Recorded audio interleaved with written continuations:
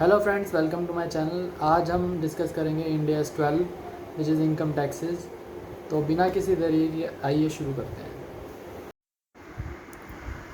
तो दोस्तों, ये मेरे वीडियो का टाइटल है कमेंट्री ऑन इंडियाज़, विच है इनकम टैक्सेस। जो इंडियाज़ का जो नाम है वो इनकम टैक्सेस है, इनकम टैक्सेस इंडियाज़ 12। एप्लीकेबिलिटी इसकी कहाँ होती है? The India's 12, this standard shall be applied in accounting for income taxes.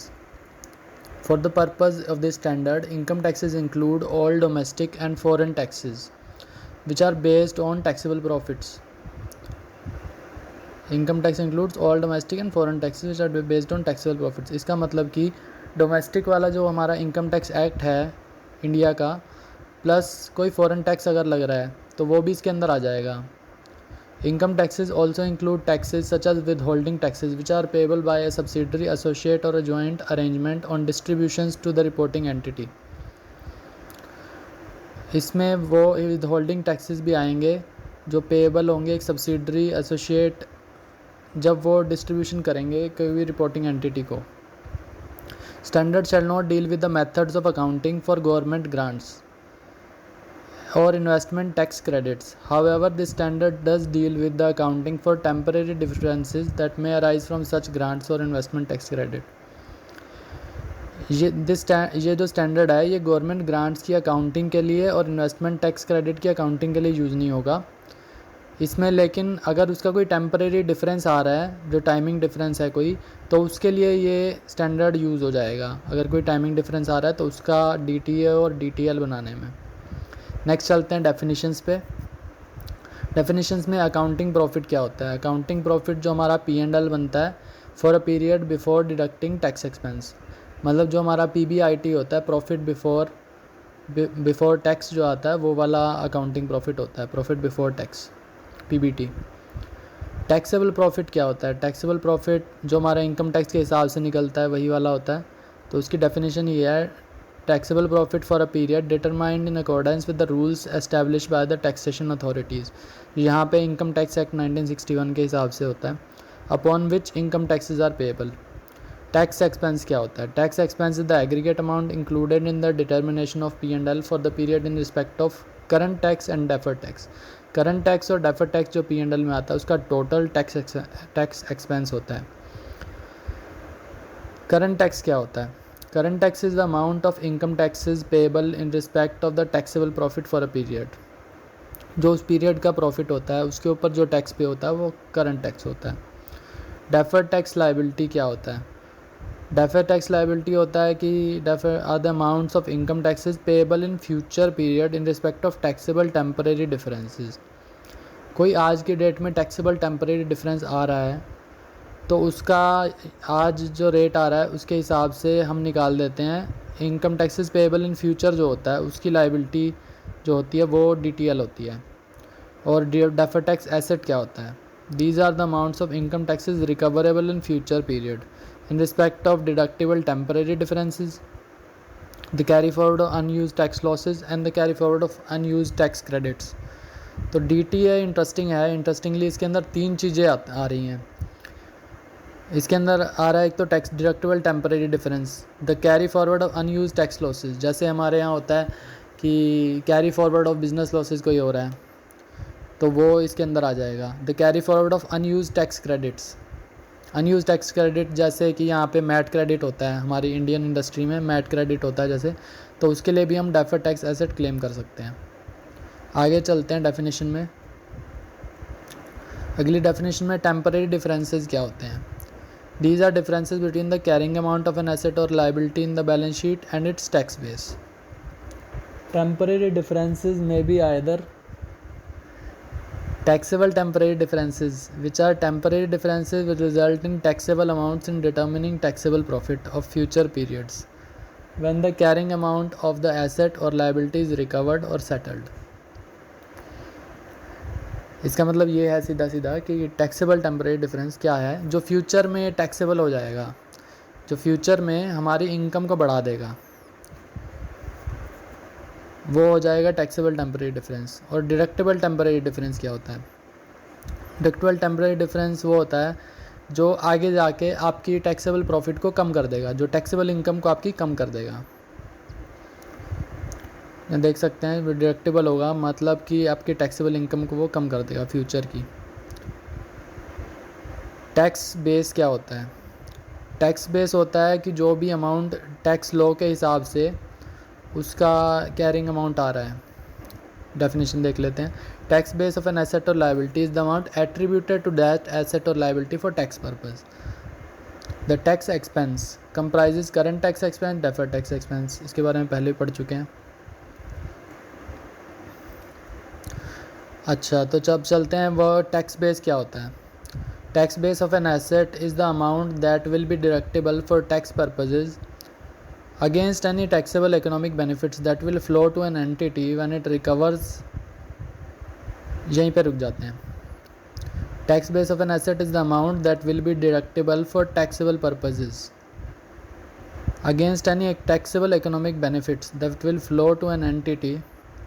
मतलब कि ये यहाँ पे डेफिनेट हो गया है कि फ्यूचर में कोई टैक्सेबल इकोनॉमिक बेनिफिट होगा उसमें से डिडक्टेबल होगा when it recovers the carrying amount of the asset. मतलब कि अगर आपको कोई इनकम हो रही है एसेट से तो उसकी रिकवरी हो रही है, एसेट के कैरिंग अमाउंट की रिकवरी हो रही है, वही है ये। If these economic benefits will not be taxable the tax base of the asset is equal to its carrying amount. माने कि अगर आपकी ऑर्गेनाइजेशन को कोई प्रॉफिट होने ही नहीं वाला फ्यूचर में जिससे वो एडजस्ट हो सके टैक्स बेस जो एसेट का है, तो tax base of the asset is equal to the its carrying amount. इसका मतलब ये हुआ कि if those economic benefits will not be taxable, अगर कोई टैक्सेबल होने ही नहीं वाले हैं तो tax base is equal to its carrying amount. मतलब कि फिर टैक्स बेस और कैरिंग अमाउंट में कोई डिफरेंस नहीं रहेगा तो कोई डीटीए और डीटीएल होने का सवाल ही नहीं पैदा होता। अगर इकोनॉमिक बेनिफिट से टैक्सेबल नहीं होंगे तो फिर उसका सवाल पैदा नहीं होता। तो ये किस सिचुएशन में हो सकता है? ये उस सिचुएशन में हो सकता है जब हमारे पास पिछले लॉसेज इतने हों, या फिर ये हो सकता है कि हमारे जो इकोनॉमिक बेनिफिट्स आ रहे हैं जो एसेट से आ रहे हैं या और दूसरे हमारे लॉसेस भी आ रहे हैं किसी और बिज़नेस से, तो वो नेट ऑफ होके हमारा टैक्स तो कुछ लग नहीं रहा। उस केस में फिर tax base of the asset is equal to carrying amount. तो डीटीए और डीटीएल क्रिएट नहीं होगा जब तक कि आपका टैक्सेबल ना आए कुछ भी। लेकिन आगे भी हम पढ़ेंगे तो ऐसी सिचुएशन अगर आ जाए कि हमारा डिडक्टेबल टैक्सेबल टेम्परेरी डिफरेंस भी है और टैक्सेबल टेम्परेरी डिफरेंस भी है, दोनों का नेट ऑफ हो रहा है, तो फिर उस केस में इसको रिकग्नाइज़ किया जा सकता है even if profits are not wholly taxable. In total अगर प्रॉफिट्स टैक्सेबल नहीं भी हो रहे और अगर डिडक्टेबल टेम्परेरी डिफरेंस भी है और टैक्सेबल टेम्परेरी डिफरेंस भी है तो फिर हम उसको रिकग्नाइज़ कर सकते हैं, उसमें फिर कोई दिक्कत नहीं है। चलिए आगे चलते हैं। Example of tax base. Tax base का एग्जाम्पल ले रहे हैं यहाँ पे। टैक्स बेस के ऊपर अगर फिर से जाएं डेफिनेशन पे तो ये है कि टैक्सेशन लॉज के हिसाब से जो भी एसेट की अमाउंट आ रही होती है वो टैक्स बेस होता है। यहाँ पर देखते हैं मशीन कॉस्ट है 100 रुपये, एक्यूमुलेटेड डेप्रिसिएशन है 30 रुपये करंट और पिछले वाले को मिला करके। Remaining cost will be deductible in future periods either as depreciation और through a deduction on disposal. इसका मतलब ये है कि जो भी कॉस्ट बचेगी उसके अलावा एक्यूमुलेटेड डेप्रिसिएशन के अलावा वो डिडक्टेबल होगी फ्यूचर पीरियड्स में। या तो उसका डेप्रिसिएशन क्लेम हो जाएगा या फिर अगर एसेट सेल होगा तो उसमें से अमाउंट माइनस हो जाएगा सीधा सीधा। आगे revenue generated by machine is taxable. हमने टैक्स बेस निकालना है। अब टैक्स बेस कैसे निकलेगा? टैक्स बेस निकलेगा कि जो कॉस्ट आ रही है उसमें से डेप्रिसिएशन को लेस कर देंगे तो हमारा टैक्स बेस आ जाएगा। सो 100 माइनस 30 इज इक्वल टू 70। तो टैक्स बेस हमारा निकल गया 70 रुपीज़। केस 1 पे चलते हैं कि मशीन सेल हो जाती है अभी आज के आज ही 80 रुपये में। तो फिर क्या होगा? जैसे टैक्स बेस 70 है और मशीन सेल हो गई 80 पे, तो अमाउंट टू बी डिडक्टेड क्या होगा? अमाउंट टू बी डिडक्टेड 70 होगा। Assuming no sales tax place the depreciation can be claimed in future. तो डेप्रिसिएशन कितना क्लेम हो सकता है? 70 रुपीज़। आगे चलते हैं। Tax base of a liability. तो tax base of a liability is the carrying amount less any amount that will be tax deductible for tax purposes in respect of that liability in future periods. In the case of revenue, यहीं पे रुक जाते हैं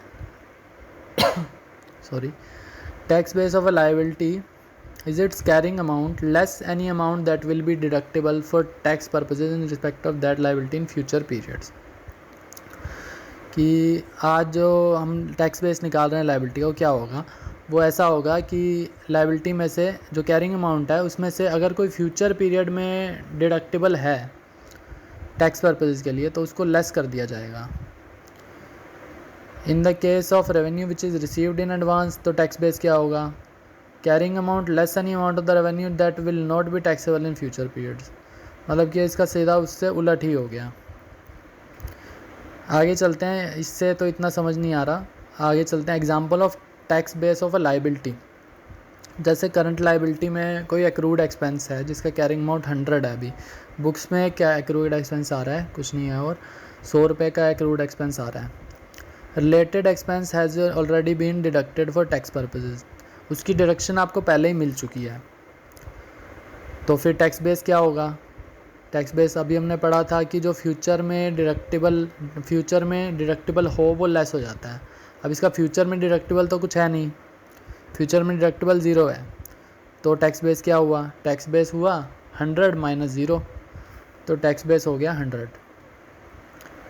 now since the amount has already been deducted then in future period nothing is deductible. तो carrying amount minus 0, 100 होगा DTL, tax base of DTL.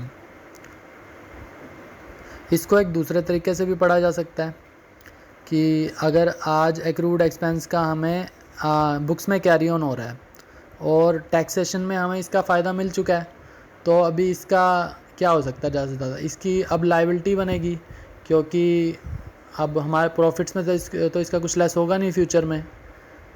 तो profit बढ़ जाएंगे तो लायबिलिटी बनेगी तो DTL का टैक्स बेस निकालना पड़ेगा. टैक्स बेस होगा पूरा का पूरा 100. उस हिसाब से भी समझ सकते हैं. टैक्सेबल टेम्परेरी डिफरेंस क्या होता है. Deferred tax liability shall be recognised for all taxable temporary differences except to the extent that the DTL arises from the initial recognition of goodwill or the initial recognition of an asset or liability in a transaction which is not a business combination and at the time of transaction affects neither accounting profit nor taxable profit. However, for taxable temporary differences associated with investment in subsidiary branches and associates and interest in joint arrangements, a deferred tax liability shall be recognized.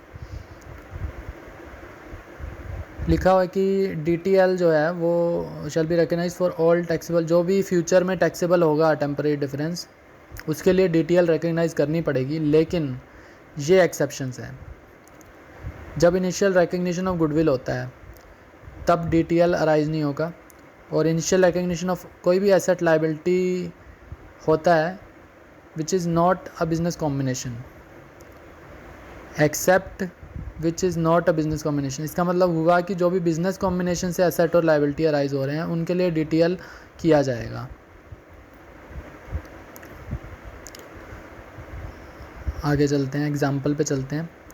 Asset costing ₹150, carrying amount जो books में आ रहा है वो 100 रुपये है, costing थी 150 रुपये, cumulative depreciation था 90 रुपये और टैक्स रेट है 25%. तो यहाँ पर ये अंदाज़ा लगा सकते हैं हम कि ये जो क्यूमुलेटिव डेप्रिसिएशन दे रखा है वो टैक्सेशन का क्यूमुलेटिव डेप्रिसिएशन दे रखा है हमें. तो टैक्सेशन का अभी टैक्स बेस क्या चल रहा है, 150 माइनस 90, माने कि टैक्स बेस चल रहा है अभी 60. टैक्स बेस 60 है, कैरिंग अमाउंट 100 है, तो टैक्स बेस और कैरिंग अमाउंट का फ़र्क कितना हुआ, 100 माइनस 60, तो हो गया 40 है जो टेम्परेरी डिफरेंस है. But will only be able to deduct tax depreciation of 60, तो 100 और 60 का फ़र्क 40. Taxable temporary difference, therefore entity will recognise, tax rate से उसको मल्टीप्लाई कर देंगे, 40 को 25 से मल्टीप्लाई कर देंगे, तो हमारा आ जाएगा, क्या आएगा, अब डेफर्ड टैक्स एसेट आएगा या लायबिलिटी आएगा. ये कैसे पता चलेगा, ये ऐसे पता चलेगा कि अगर टैक्स बेस हमारा ज़्यादा है तो हम एक फेवरेबल पोजीशन में हैं. फेवरेबल पोजीशन माने क्या, एसेट, फेवरेबल पोजीशन माने एसेट, टैक्स बेस हमारा है 60 और हमारा कैरिंग अमाउंट है 100, इसका मतलब टैक्स बेस कम है। टैक्स बेस कम होने के हिसाब से हम बेनिफिशियल पोजीशन में नहीं है फ्यूचर में, तो बेनिफिशियल पोजीशन नहीं है इसका मतलब लाइबिलिटी। तो यहाँ पर DTL रिकग्नाइज होगा, 40 × 25% करके निकालेंगे तो 10 आ जाएगा हमारा डेफर्ड टैक्स लाइबिलिटी। सीधा सीधा इसका मेथड है जो मैंने आपको अभी समझाया। तो DTL आ गया 10 रुपये का। आगे चलते हैं, पैरा 22C क्या कहता है। 22C says that if the transaction is not a business combination and affects neither accounting profit nor taxable profit, an entity would, in the absence of the exemption provided by paragraph 15 and 24, recognize the resulting deferred tax liability or asset and adjust the carrying amount of the asset or liability by the same amount। ये क्या कहता है कि business combination नहीं है और accounting profit और taxable profit को भी हिट नहीं कर रहा, तो रिकग्नाइज करेंगे adjust the carrying amount of the asset और liability by the same amount. Such adjustment would make the financial statements less transparent. अगर ऐसा कुछ होता है तो therefore the standard does not permit an entity to recognize the resulting deferred tax liability or asset either on initial recognition or subsequently. Furthermore, an entity does not recognize subsequent changes in the unrecognized deferred tax liability or as the asset is depreciated।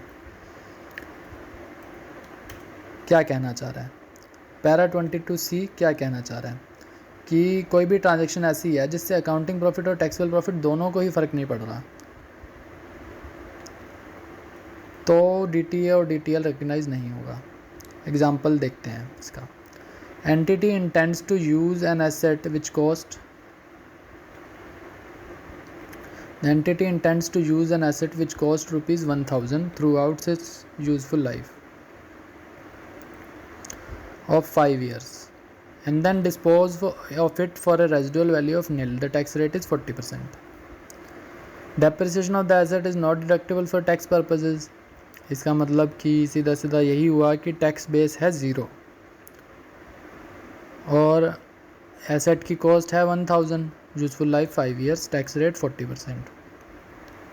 Disposal होता है तो capital gain भी taxable नहीं होगा and any capital loss would not be deductible.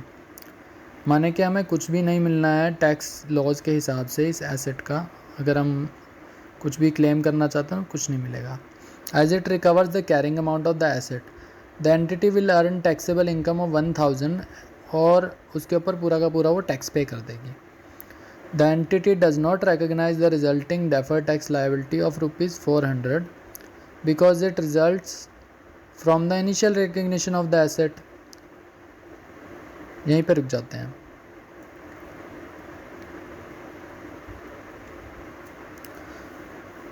कहना चाह रहे हैं कि जैसे टैक्स बेस 0 है तो एसेट के जैसे ही रिकवरी हुई 1000 रुपये की, माने कि एसेट से सेल्स जनरेट करी 1000 रुपये की, तो पूरे का पूरा टैक्स लग गया उसके ऊपर 40%, कुछ डिडक्शन मिला ही नहीं, तो फ्यूचर में लायबिलिटी क्रिएट करने की ज़रूरत भी पैदा नहीं हुई क्योंकि अभी के अभी पूरा टैक्स लग रहा है।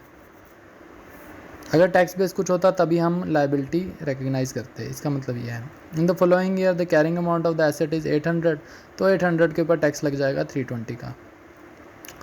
The entity does not recognise the DTL of 320 because it results from the initial recognition of the asset. Initial recognition के टाइम में सारे के सारे टैक्स लग गया था, तो फ्यूचर में कोई ऐसा इस एसेट की वजह से ज़्यादा टैक्स लगने की संभावना ही नहीं है। It means that when the asset is recorded in books of account then in that year there is an income of 1000 from the asset, there is no tax deduction in the hands of the asset, full 1000 is taxable, then there is no reason for recording an DTL because nothing will be reserved in future years. मतलब कि future में कोई भी इसका harmful effect नहीं होने वाला है, तो हम लायबिलिटी रिकग्नाइज कर ही नहीं सकते हैं। No reversible temporary difference occurs।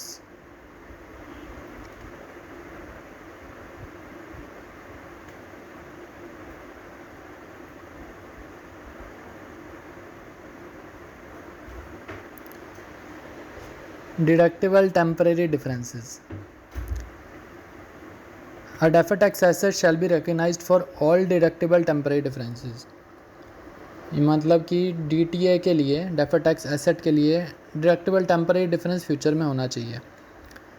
A DTA shall be recognized for all deductible temporary differences to the extent that it is probable that taxable profit will be available against which the deductible temporary difference can be utilized, unless the deferred tax asset arises from the initial recognition of an asset or liability in a transaction that is not a business combination and at the time of the transaction affects neither accounting profit nor taxable profit.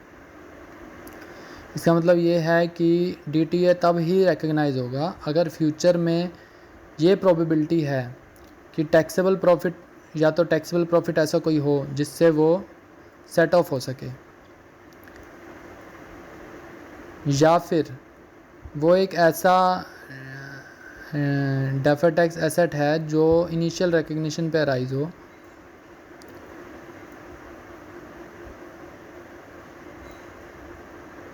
इन ये exceptions के बाद, initial recognition किसी पे भी वो arise हो, at that is not a business combination and at the time of transaction affects neither accounting profit nor taxable profit. However, for deducting temporary differences associated with investment in subsidiary branch associate interest, a deferred tax shall be recognized in accordance with paragraph 44. Investment in subsidiary branches और associate के लिए और interest in joint arrangement के लिए DTA recognise किया जाएगा.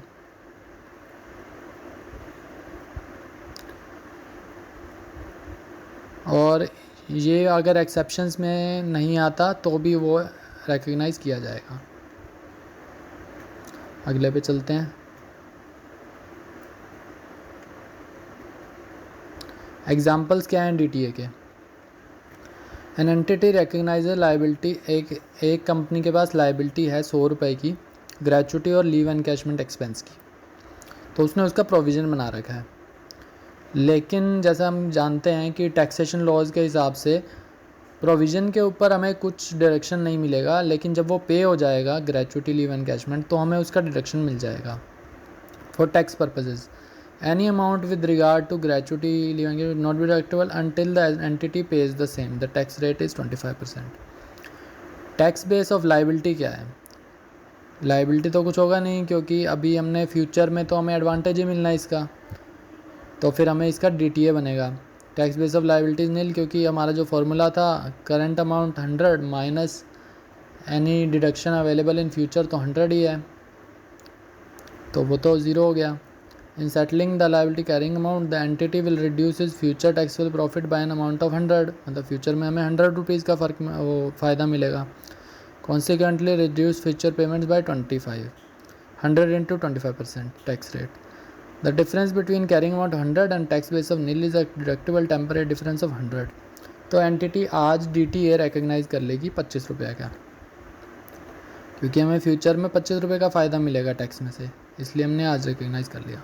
Provided that it is probable that the entity will earn sufficient taxable profit in future period to benefit from a reduction in tax payments. माने कि future में इतना taxable profit होगा कि आपको टैक्स लगेगा, और इतना टैक्स लगेगा कि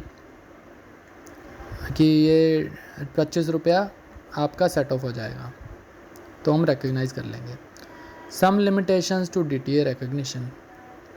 When there are insufficient taxable temporary differences relating to the same taxation authority and the same taxable entity, यहीं पर रुक जाते हैं. जब insufficient taxable temporary difference है फ्यूचर में, मतलब कि कोई DTL का कुछ ऐसा है relating to the same taxation authority same taxation entity, the DTA is recognise to the extent that, मतलब कि DTA ने एक रिकग्नाइज हमने कर रखा है, हम करने वाले हैं, और फ्यूचर में टैक्सेबल जो टेम्परेरी डिफरेंस है माने कि उसका उल्टा वो इतना है नहीं, और एंटिटी के पास इतना प्रॉफिट भी नहीं होगा, तो it is probable that the entity will have sufficient taxable profit relating to the same taxation authority and the same taxable entity in the same period as reversal of the deductible temporary difference. मतलब कि entity का उस time में इतना ही profit होगा जितना उस DTA का टैक्स इफेक्ट होगा, तो हम उतना ही DTA रिकग्नाइज करेंगे. और दूसरा जो एग्जांपल है वो क्या कहता है,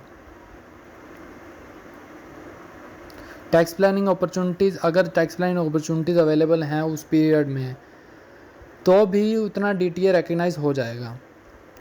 इसका मतलब कि अगर 3 चीज़ें हैं, अगर इन तीनों में से कुछ भी उतना होता है कि DTA का एब्जॉर्प्शन हो जाएगा तो हम DTA उतना रिकग्नाइज कर देंगे।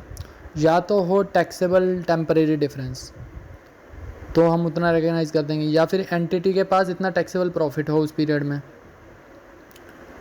इन द सेम पीरियड, या फिर टैक्स प्लानिंग अपॉर्चुनिटीज़ हों उस पीरियड की। तो ये दो तो समझ में आते हैं, लेकिन टैक्स प्लानिंग अपॉर्चुनिटीज़ क्या होता है? टैक्स प्लानिंग अपॉर्चुनिटीज़ अभी देखते हैं अगले पेज पे। टैक्स प्लानिंग अपॉर्चुनिटीज़ क्या होती हैं? Tax planning opportunities are actions that the entity would take in order to create और increase taxable income in a particular period before the expiry of a tax loss or tax credit carry forward। जो भी entity action लेगी taxable income को बढ़ाने के tax loss और tax carry forward के ख़त्म होने से पहले, आई रिपीट, जो भी एक्शंस एंटिटी लेगी अपने टैक्सेबल इनकम को बढ़ाने के, अपने टैक्सेबल इनकम को बढ़ाने के लिए कोई एक्शन ले रही है ऑर्गेनाइजेशन, ताकि क्रेडिट टैक्स लॉस और कैरी फॉरवर्ड एक्सपायर ना हो जाए उससे पहले। तो देखते हैं क्या एग्जांपल है। Electing to have interest income tax on either a received और रिसीवेबल बेसिस। अकाउंटिंग अपना मेथड चेंज कर दिया कि इंटरेस्ट इनकम मैं टैक्स करवाऊंगा रिसीव्ड या रिसीवेबल बेसिस पे, किसी भी एक पे। Deferring the claim for certain deduction from taxable profits. कोई डिडक्शन लेना चाह रहा था, उसको अकाउंटिंग में ले रहा था, लेकिन उसने उसे आगे के लिए डेफर कर दिया कि अकाउंटिंग में भी नहीं लिया, तो फिर अपने आप प्रॉफिट बढ़ गया उसका। Selling and perhaps leasing back assets that have appreciated but for which the tax base has not been adjusted to reflect such appreciation. Sell करके फिर से लीज बैक कर लिया कोई ऐसा एसेट जिसका टैक्स बेस, जिसको वैसे तो वैल्यू बढ़ा दिया था, कैरिंग अमाउंट बढ़ा दिया था, लेकिन टैक्स बेस कम था, तो कैरिंग अमाउंट बढ़ा दिया और टैक्स बेस कम था, कैरिंग अमाउंट बढ़ा हुआ है और टैक्स बेस कम है, तो इसको हमें पता ही है कि टैक्स उसमें बढ़ जाएगा फिर, तो टैक्स बढ़ाने का ये एक स्ट्रेटजी होता है। Selling an asset that generates non taxable income as in some jurisdiction government bond in order to purchase another investment that generate taxable income. इसका मतलब कि कोई ऐसा इंस्ट्रूमेंट परचेज कर लिया गया है जिसके ऊपर टैक्स नहीं लगता, टैक्स नहीं लगेगा तो फिर हमारा अकाउंटिंग प्रॉफिट बढ़ जाएगा। तो where tax planning opportunities advance taxable profit from later period to an earlier period, कि मतलब टैक्सेशन जो है वो पहले ही टैक्सेबल इनकम हमारी बढ़ा देगा वो। The utilize no tax loss और tax still depends on the existence of future taxable profit from sources other than future originating temporary differences. तो ये था हमारा tax planning opportunities. Unused tax losses and unused tax credits. कोई brought forward जैसे business loss होते हैं या brought forward mat credit होता है, तो वो इस कैटेगरी में आ जाता है। DTA shall be recognized for the carry forward of unused tax losses and unused tax credit to the extent that it is probable that future taxable profit will be available against which the unused tax losses and unused tax credit can be utilized. However, the existence of unused tax losses is, ये तो ऊपर वाला तो वही है जो हमने बात किया था कि टैक्सेबल प्रॉफिट फ्यूचर में होगा तो उसका डेफर्ड टैक्स एक्सेस रिकग्नाइज होगा। अगर फ्यूचर में नहीं होने वाला उस पीरियड में तो फिर ये नहीं होने वाला। However the existence of unused tax losses is strong evidence that the future profit may not be available. जब पहले से ही टैक्स लॉस आ रहा है तो ये भी तो हो सकता है कि फ्यूचर में भी टैक्स लॉस ही आता रहे। Therefore when an entity has a history of recent losses, the entity recognizes DTA arising from unused tax losses tax rate only to extent that the entity has sufficient taxable temporary differences, या तो taxable temporary difference हो या convincing other evidence है कि sufficient taxable profit will be available. In such circumstances, paragraph 82 requires disclosure of the amount of the deferred tax asset and the nature of the evidence supporting its recognition. जब history हो unused tax losses की तो फिर ये disclosure किया जाना बहुत ज़रूरी है। Amount of deferred tax asset and nature of the evidence supporting its recognition. अगले पे चलते हैं। Recognition of current tax liabilities and current tax assets. उसका रिकग्निशन कैसे होगा? करंट टैक्स एसेट और लायबिलिटी का। Current tax for current period and prior period shall to the extent unpaid be recognised as a liability, जितना भी unpaid अभी के period का टैक्स है और पार पीरियड का भी अगर कोई आ रहा है तो वो लाइबिलिटी रिकग्नाइज होगा। If the amount already paid in respect of current and prior period exceeds the amount due for those periods the excess shall be recognised as an asset. अगर आपका एडवांस टैक्स ज़्यादा पे हुआ आ रहा है तो फिर उस केस में करंट टैक्स नहीं होगा, फिर करंट टैक्स एसेट आ जाएगा आपका। अगले पे चलते हैं, measurement of deferred tax asset and deferred tax liability. Current tax liability for the current prior period shall be measured at the amount expected to be paid और रिकवर्ड फ्रॉम टैक्स यूनिटी। किस rate पे होगा? Using the tax rates that have been enacted और substantively enacted by the end of the reporting period. End of reporting period पे जो भी tax rate होता है उसके हिसाब से CTL करंट टैक्स लाइबिलिटी और करंट टैक्स एसेट रिकग्नाइज हो जाएगा। DTA पे टैक्स रेट्स लगेंगे that are expected to apply to the period when the asset is realized और the liability settled. Asset realize liability settle के time पे जो भी होगा रेट, उसकी जो एक्सपेक्टेशन है आज के दिन, कब? आज के दिन माने के and of the reporting period. ये DTA DTL उस हिसाब से रिकग्नाइज हो जाएगा। प्रीवियस ईयर क्वेश्चन क्या हुआ वो देखते हैं। PC Limited got incorporated on 1st April 2020. As on 31st March 2021, following temporary differences exist. Taxable temporary difference relating to accelerated depreciation. Depreciation बहुत accelerated हो रहा था तो फिर आगे जाके depreciation बहुत कम हो जाएगा। टैक्स के हिसाब से depreciation बहुत कम हो रहा है तो हमें इसका लॉस होगा आगे जाके, तो उसके हिसाब से इसका DTL बनेगा। These are expected to reverse equally over next 4 years. Deductible temporary difference. Deductible temporary difference माने आगे जाके इनकम में से ये लेस होगा। Relating to preliminary expense of 80,000 expected to reverse equally in next 5 years. ये 5 साल में रिवर्स होगा। Expected that PC Limited will continue to make losses for the next 5 years. 5 साल तक लॉस ही लॉस होना है, ये बात पक्की है। Tax rate is 20%. Losses can be carried forward but not backwards. Discuss the treatment of deferred tax as on 31st March as per relevant Ind AS. Solution. Year wise reversal जो हमारा temporary difference का है वो ऐसा होगा। Accelerated depreciation जिसका DTL बनना है उसका 4 साल में ऐसे रिवर्सल होगा। 1,24,000 डिवाइडेड बाई 4, 31,000 पर एनम उसका रिवर्सल होगा।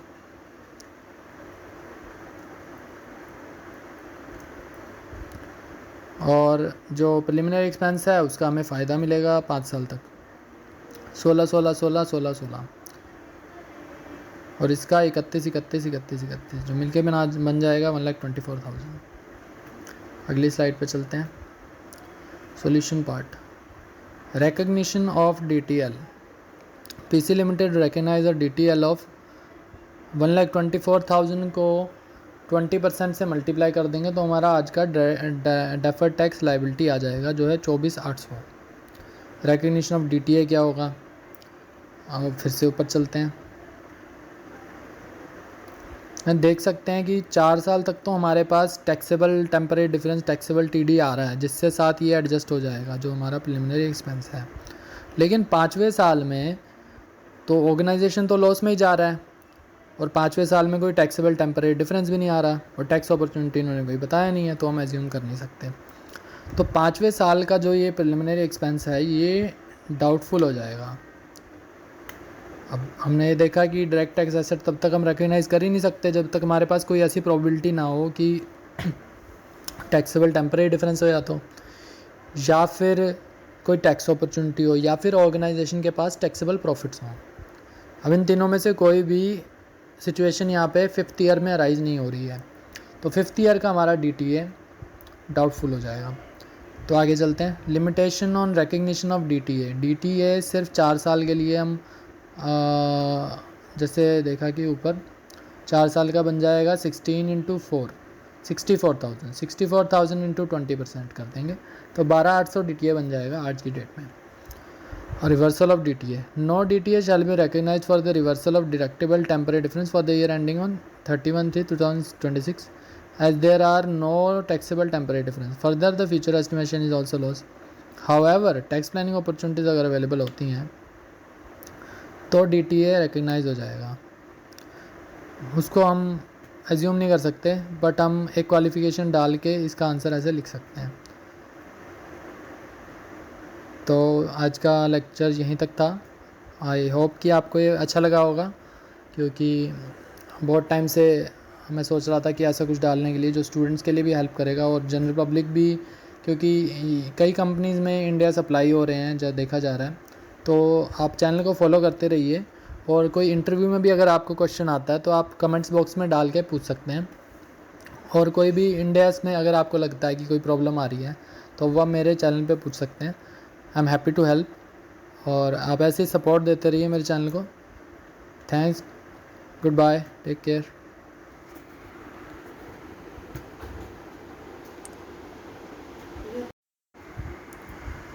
तो दोस्तों, ये मेरे वीडियो का टाइटल है commentary on India's income taxes. जो इंडियाज़ का जो नाम है वो इनकम टैक्सेस